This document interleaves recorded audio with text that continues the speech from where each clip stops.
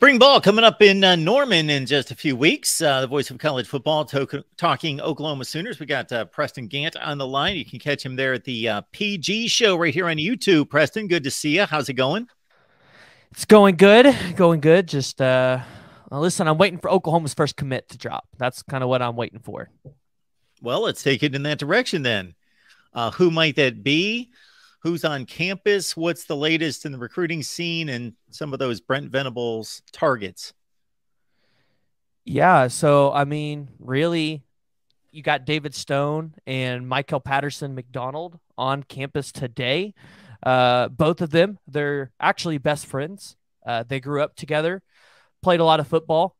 And then, of course, David Stone's now at IMG Academy, while Michael Patterson McDonald's here still in Oklahoma City. But with Michael Patterson McDonald, this recruitment's kind of weird because you saw Oklahoma go out there and offer him. They had him actually for one of the camps, kind of evaluated him, decided they'd throw an offer there. And then you saw like Michigan State, UNLV, Iowa State, and some of the others jump in on that bandwagon as well. I expect Michael Patterson, especially if he throws up a strong senior season, to continue to soar through the rankings a little bit, pick up a couple more offers. And then, of course, you know how it is.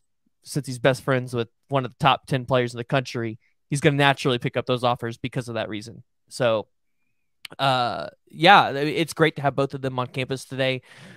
Of course, this is one of the many visits that David Stone has actually decided to broadcast that he will be in Norman. You know, he's in Norman all the time, but doesn't necessarily broadcast it, doesn't necessarily broadcast that he's on campus hanging out with players. Today's one of those days. And so I think Oklahoma fans have a lot of expectations for this visit, especially with him going up to Michigan State, where I think he's going to be joined by Zadavian Sims this weekend as well. So a lot of Oklahoma recruits going up there to Michigan State.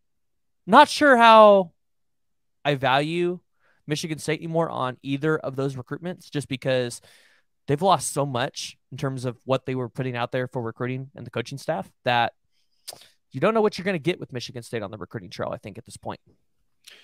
So, Preston, based on Brent Venables' ability during the first recruiting cycle, I think top 6 or 7 in the country, despite 6 and 7, and then they come back with what they're doing in 2024.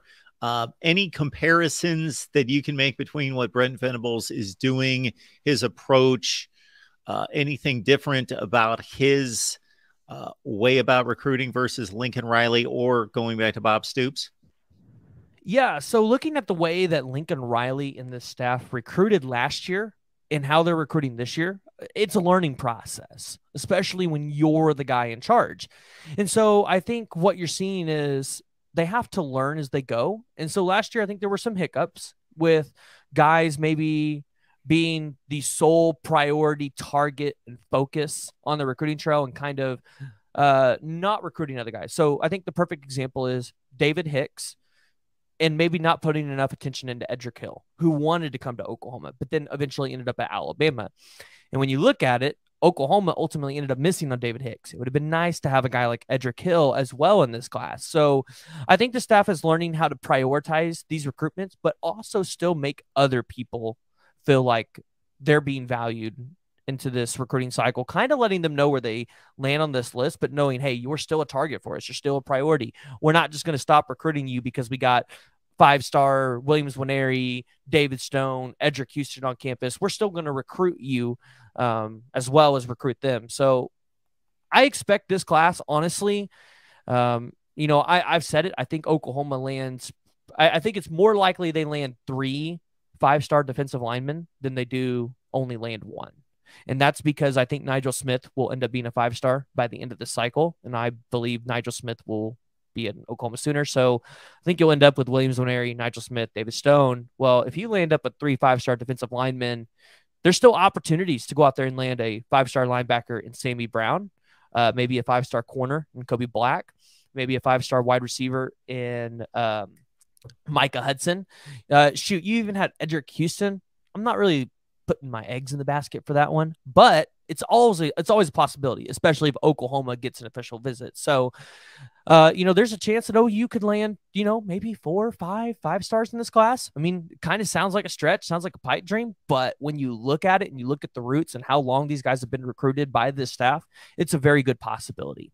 And so I think OU could be in the top 3 classes this year, setting up there probably with Clemson, Georgia, Alabama, shoot, maybe even Florida. I've looked at Florida's recruiting class, and if they can really get their wheels going with some of the guys that they've had on campus, Florida could be putting up a special class this year with Billy Napier.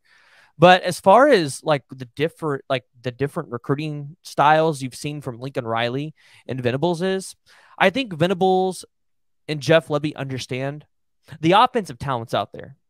Yeah, you might not get a generational quarterback in Caleb Williams, but you can go get you a quarterback that's still going to put up, 33,000, 4,000 yards a season.